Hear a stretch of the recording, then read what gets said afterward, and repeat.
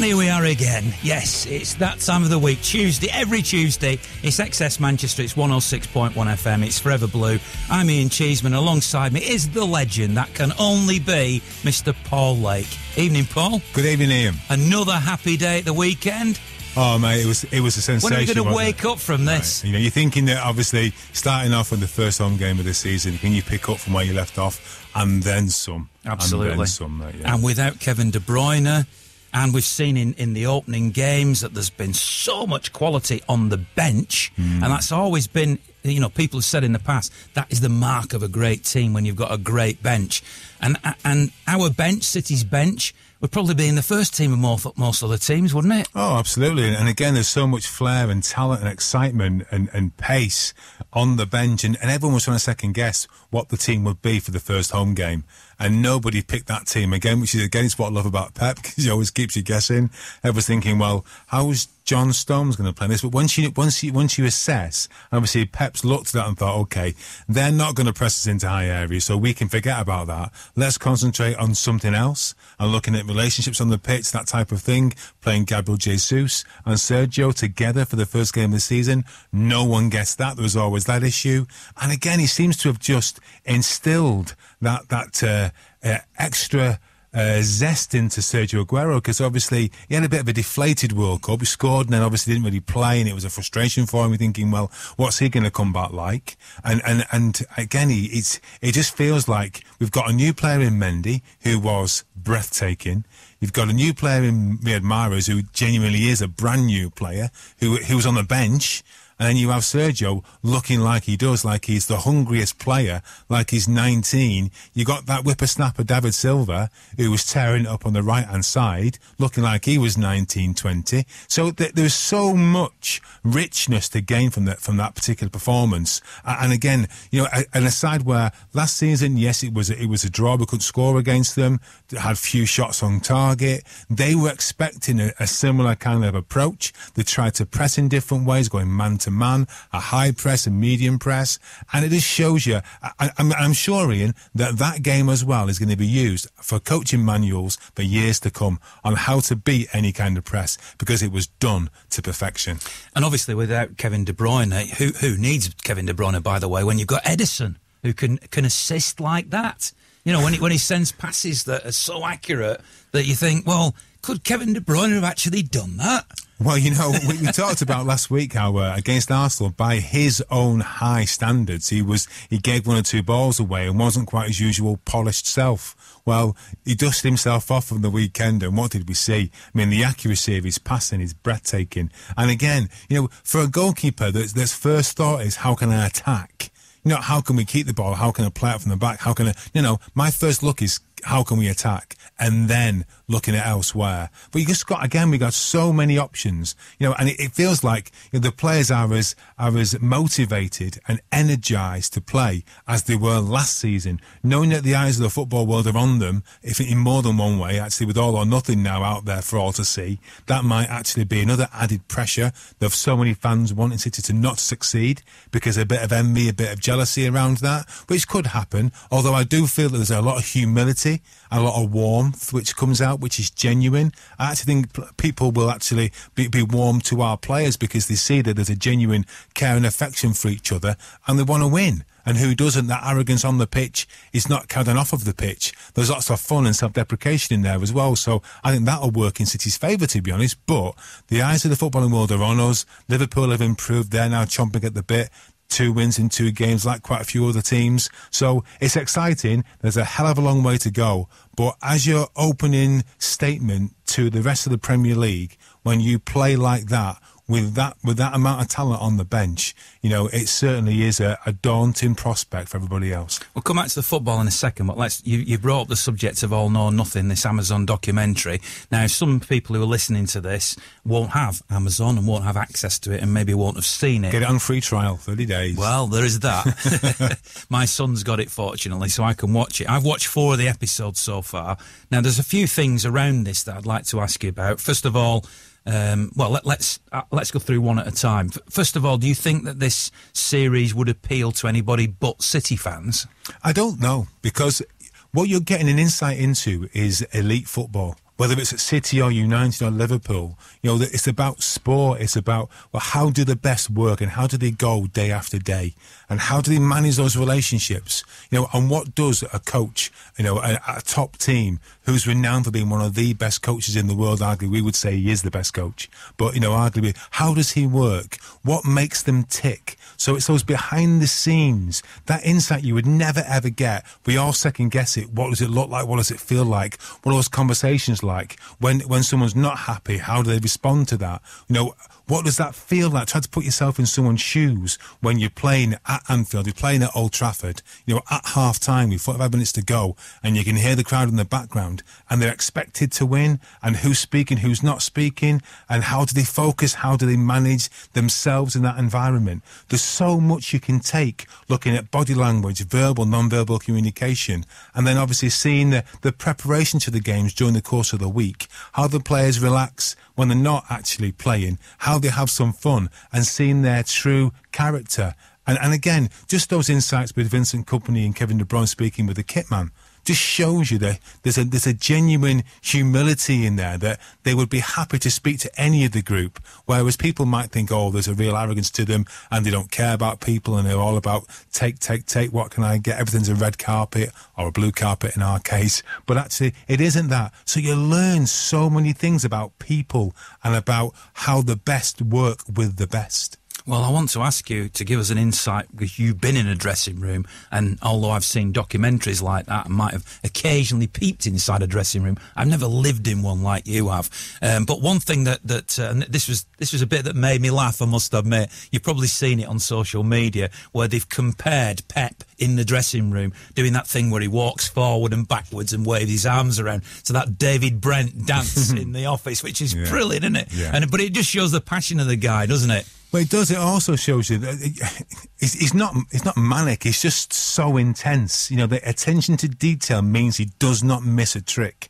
And if he has a moment where he speaks about something and he thinks that message needs to get across or that comment needs to be made, then he's back at the whiteboard or he's back at he's back at the player's shoulder. Can you actually understand what he's saying? Yeah, you can. Can you take it in? Yeah, you can. Now, this is where I want to really get into this, because you've lived in a dressing room, you've had different managers, you've been a physio, you've been in it in that sense as well. How does this compare? You know, because he's just so infectious, isn't he, and so enthusiastic. Do you now look at him in a different way, because you're probably one of the few people, apart from other players I know, who can truly compare what you're seeing of Pep in that dressing room with what you've experienced yourself? Well, I mean, everyone's got different experiences that have been a player or in any kind of sport, whether it's a team sport and you get a manager, you know. But when you have a manager of Pep's knowledge and competence, that you understand that what he's saying to you means so much more. It's so layered. And because of the work he's done during the course of the week and the conversations that he's had with you, what he's had with the individual player in terms of position-specific attributes, then talking about how a unit works and the language used to typify the angles, the movements, the weight of the pass, the time of the pass. So that's abbreviated into those moments because, you know, things happen quickly, therefore comments have to come out quickly, almost like rapid-fire conversation, really. So that resonates with the players in those positions. So when he's that animated in the changing rooms and he's using his body, he's not just communicating one element to it. They can relay that to so many different layers of conversations they've had during the course of the week in terms of in possession, out of possession, unit work, individual body position, shape, timing of pass, runs. It all falls into place. And that's why he's so efficient with his language, because it may be quick fire. It isn't that much, but you can guarantee, because of the intensity of the man and the detail that they go into, that's the reason why those comments mean so much. And because of the manner of the man, and because of his success and reputation, you know, you can't just hear a pin drop. I think the whole stadium would shut down if he spoke, because it just, you know, he's just got such a personality and a character that he almost speaks. He doesn't speak to the person. He speaks to your soul. He just looks right through you, and it's like, you know, he's just talking to me. That's what true charisma is, and that's what you get when you're working with managers that are at the top of their game, truly elite, true leaders, and an incredible and inspiring man.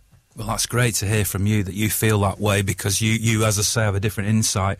The only one thing I would say about it, because I didn't know what I was to expect, really, I contributed some bits of material, actually, to the documentary and had a little bit of an idea of what I thought might come, and it's not quite come as I expected. In fact, I feel as if it could be subtitled Pep Guardiola's Manchester City, All or Nothing. And it is an absolute biopic of Pep Guardiola, and it gives you a great insight to him as a guy. I thought it might have been a little bit more of an overview of the club itself, and I'd been hoping in terms of, trying to spread the word of City, because we all want City to grow and grow and grow, that there might be a little bit more of an insight into the fans and some of the history, etc. So it's a little bit different than I thought, if I'm being honest, but I still think that what we're seeing is very interesting for what it is. Well, do you find that, because it's something that we never thought of, so, as a family of City fans and friends that are Blues, but mates who are Reds and, other fans of other teams as well, seeing the players singing the fans' songs after games, something that we never thought would take place, the managers singing the songs, those kind of, and I understand where other managers, and one in particular, would be quite upset because of things that were said, but it just shows you that spontaneity, that genuineness, because that happens straight away. It's off the cuff. Yeah. That's not contrived. No. So you join in with your teammates because you're part of it, and you made to feel part of it. And the fact that he goes round and hugs and pats, the physio, the kit man, alongside his own staff and the players, shows that we're all in this together. All or nothing just means that very thing in whatever they do. And that's something that I think the fans would really warm to, is that genuine connection with our fans. It might not be doing supporters clubs every other week like we used to do, because times have changed, and we're not superstars like they were superstars, but they are superstars. They're world renowned. But it still shows you that there's a connection with the fans and with the club, because they've adopted those songs. Fair point. So that's something that I think the average fan would have been very surprised, humbled, and would really enjoy those moments. Yeah, I think you're absolutely right. Obviously, there's been some comments from Mourinho that sound a little bit bitter, and you've got to say that I don't think there's anything in there that City in any way should be ashamed of. And when you think about the history and United having that banner up at the Stretford End and all the rest of it, for Mourinho to call City classless is just beyond words to me. But I think he's the master of deflection. Because obviously at Manchester United at the moment, there are one or two issues. Okay, it might be teething problems. They may have a fantastic season. We don't know yet. But obviously, the first couple of games, they've not really set the Premier League alight. And certainly there has been talk of issues with the manager and the captain and other players not being happy, that type of thing. So again, if you can deflect from that and talk about something else, it's job done. And let's be honest with you, every single paper, every single broadcast that you hear is talking about City being classless according to, the Manchester United manager. So, as far as that's concerned, he's very clever, isn't he? Yeah, I suppose so. I mean, we're going to hear from Shaun Goater. He's going to join. He's promised me. He was having his tea last week, and then at 7 o'clock when we finished, he went, I was having my tea, I forgot, and then I just looked at me and did, I'm so mortified. Right, you've definitely got to come on this week, Shaun. So he's absolutely promised me he's on.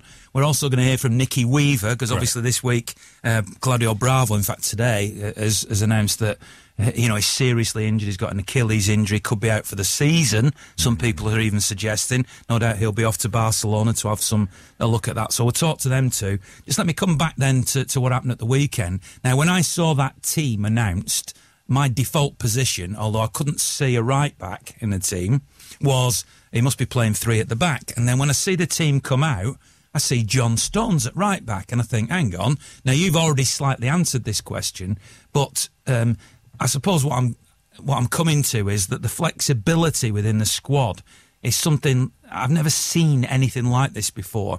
Now, we know that Pep models himself on the great Dutch coaches like Michaels and Cruyff and whatnot of the past, and total football was their mantra. We are now seeing the ultimate total football, aren't we, in the way that Gundogan's taken up a new role, Sterling is swapping from side to side and going down the middle. Now we've got John Stones playing at right back. He played in a holding midfield role in one game. Have you ever seen it? You as Mr. Utility, in your pomp, you would have handled this because you could play in every position. Well, not everybody can do that, can they?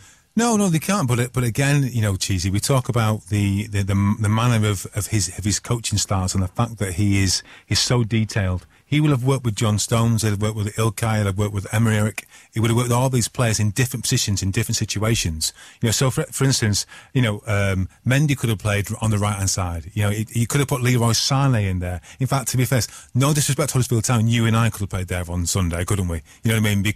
But he knew exactly what he was looking for. And it's all context specific. So he's giving, it's the same pitch, it's the same stadium, it's the same, full house, but at the same time, it's a different experience for different players. So they're given a chance to express themselves in different areas of the pitch, to find passes, to get a feel for receiving the ball in those situations. So it's opening their minds to, well, if they're playing into the right there, more central position, what does that feel like to be that right back? So obviously he's giving his players different experiences, different angles, different passes, how to receive the ball in different areas of the pitch. So it's almost as if, we've seen the All or Nothing series, I'm showing you bits, well, that's already last year, I've moved on again, it's gone to the next layer. And I always look at it, it's like Man City is a brain, and every time every season now, there's going to be more synapses going to be lit up. There's going to be more variations in your play, as if it could be any more varied. It is, and Benjamin Mendy has just brought that.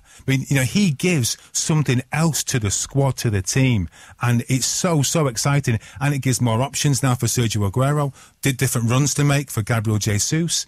More link play, more setting play, more chances to play through the lines.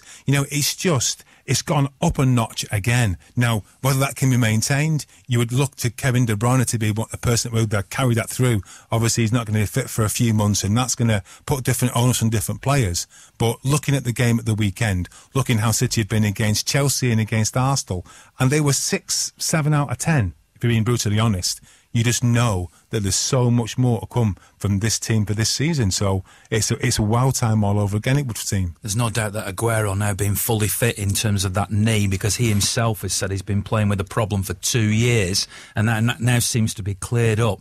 I wonder how much that makes a difference to him. On the evidence of what we're seeing at the moment, it's made a massive difference, hasn't it? Yeah, you're absolutely right. Right. And I tell you who I did see at the weekend, and I know this is a different era, it's more like your era, but Tony Adcock, David White and Paul Stewart, the three hat-trick scorers, were all at the game. Great to see that. I haven't seen Tony Adcock for ages. Well, it was great. I also saw Andy Hinchcliffe talking to Whitey on Sky. They were roommates for years. They were really close at one time. And I always felt like saying they were so greedy in that game. I mean, they didn't pass the ball once to any of us. We supported them and played them and get a look in. No, it was fantastic to see, especially not seeing Tony Adcock for such a long time. And he was a real character, a lovely lad. Trevor Morley came in at a similar time, you know what I mean? And those players are just added to the environment. But like you say, when you think of the fact that it was 10-1 against Huddersfield Town back in the day, and it could have been 10-1 at the weekend. Yeah, exactly, mate. And it almost felt like 10-1, didn't it? The chances that City created, it was great to see. So the big question tonight on Forever Blue is not how well City are playing. It's not, although we will talk about this a little bit later on, how will they cope with the goalkeeper crisis which has come along now, and how many will they get against Wolves. The big question of the night, really, for me and Paul Lake, who is sat here in the studios of XS Manchester on 106.1 FM, is, has the GOAT been fed? Because last week, when we tried to get him on, he was in the middle of feeding and forgot about us. So have you been fed, Shaun? Well, no, I haven't been fed yet. We'll try and feed you intellectually then. Is that all right? Oh, that's beautiful. Yes. Now, when I spoke to you at the game for the vlog that I do this weekend, I said to you, what is it that, when you come to a game, that is the most exciting thing for you?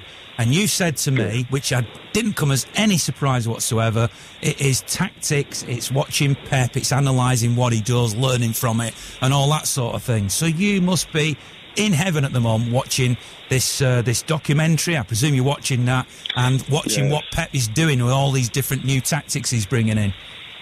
Yes, and I've had the conversation with a few friends, and they say, don't think you'll be, foolish to give away things. And I'm sitting there looking at this documentary, and I'm thinking, I got that, because I see when we play, I see him he was going out. One part of the documentary was he was going out of the dressing room and he was talking about the fullback, how they push inside into a midfield position and then they become a back four. And I got it straight away, and I was like, well, that's because I'm studying him. I'm always watching and seeing what he does, and I'm thinking, if I'm getting this, surely all the other coaches, the managers are getting it. So I reckon every manager is out there on what's it called, Prime or whatever it is, and looking, observing what Pep is doing, because he's phenomenal as a manager. He really is.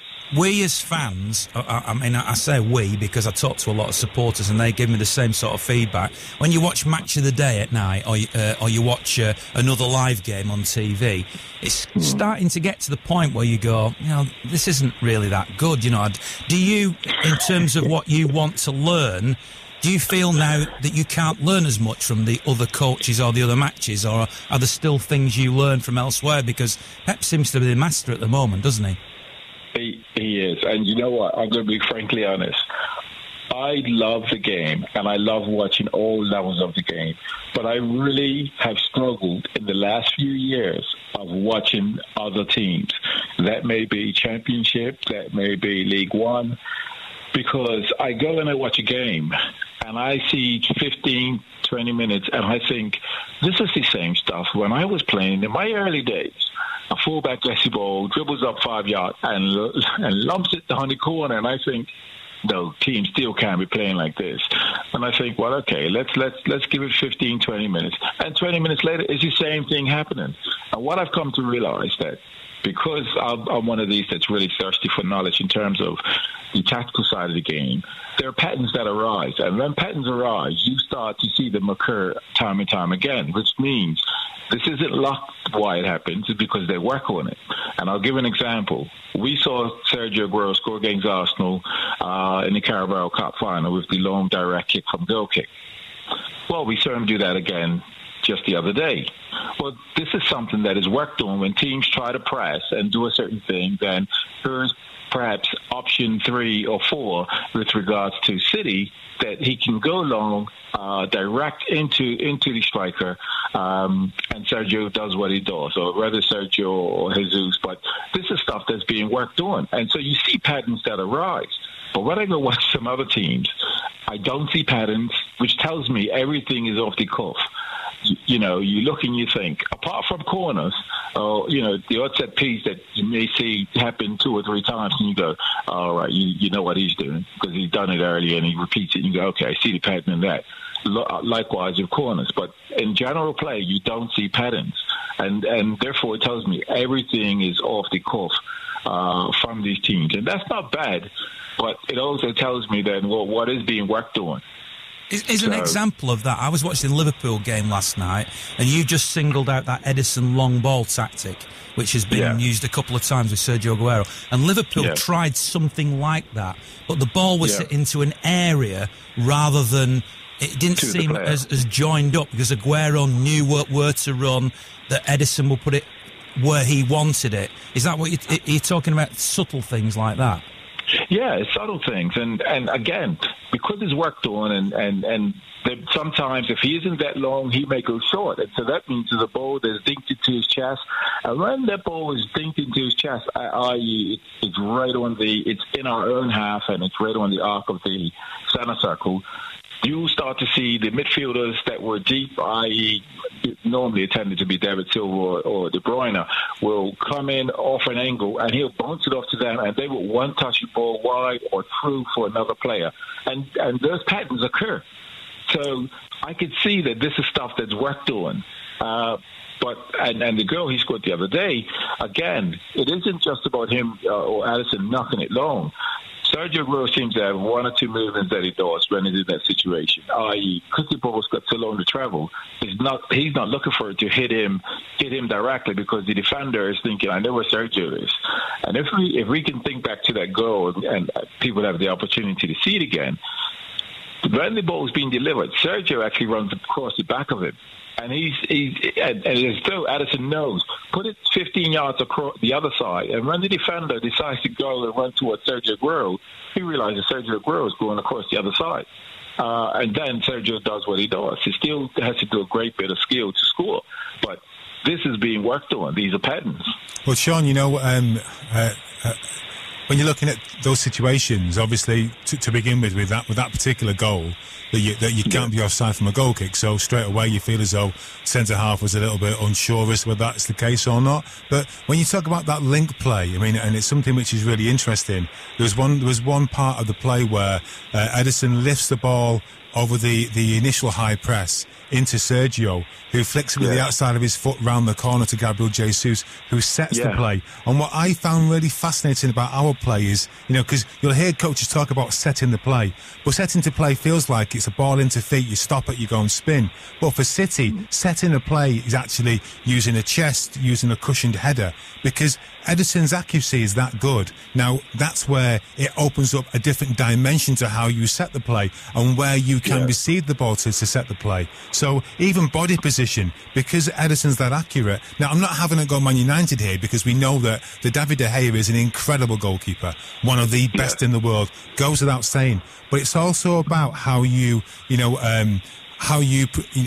play in terms of how you project those patterns of play. So we'll take a case in point, the Brighton third goal. The ball was played from De Gea into Fred, and because of the quality of the ball wasn't as it should have been, he was controlling it around his throat. He gives the ball away and they go and score. So it shows you that delivery of pass, has got to be perfect, or has got to be, or as good as it possibly can be, to enable those patterns of play to progress. So not only, it's about, having those patterns of play, how you work at it, but how it's delivered, and the confidence of the players on the biggest stages to be able to do that second nature. And that's the confidence that the City players have, do you not think?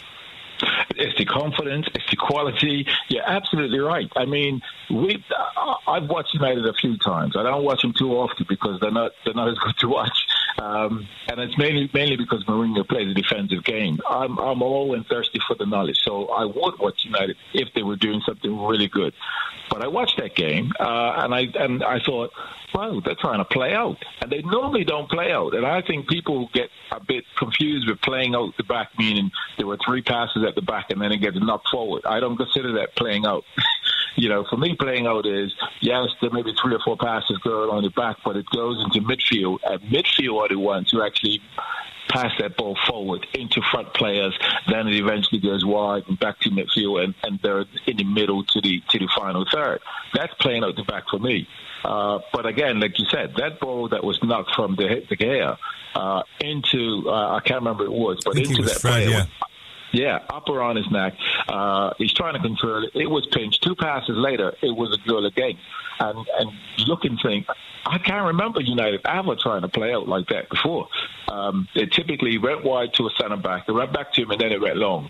Or when I say long, it read somewhere around the halfway line to a wide player.